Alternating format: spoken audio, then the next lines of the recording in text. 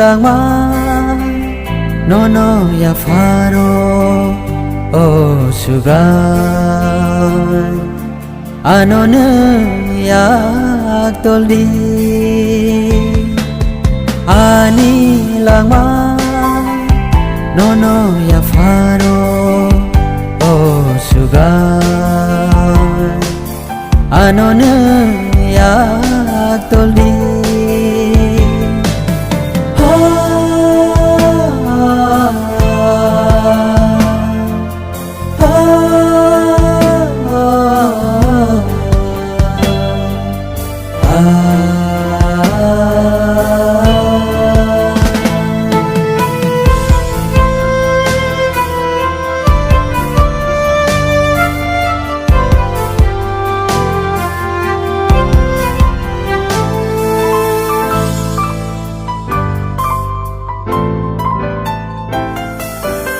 Sarmol hamya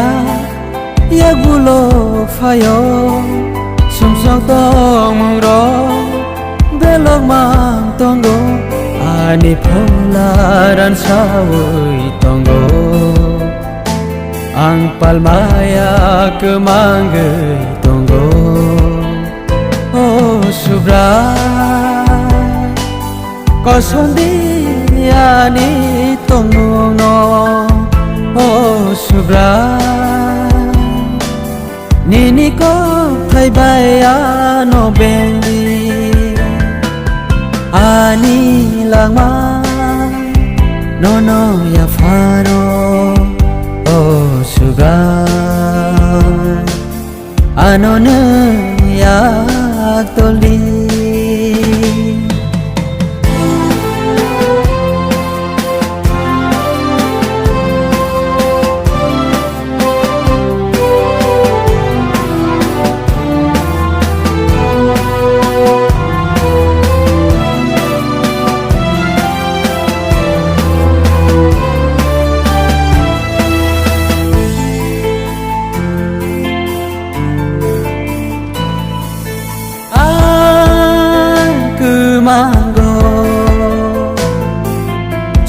song ni ha pharo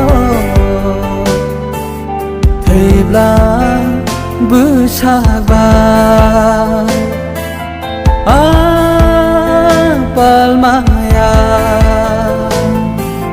su sa mol hamya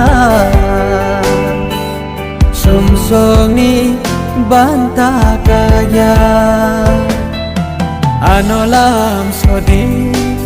ano fande di oh ani subrayo ano lam sodi ano fande di oh ani subrayo ani lang ma no no ya faro oh sugar ano ne ya toli ani lang ma no no ya faro oh sugar ano ne ya toli ano ne ya toli ano ne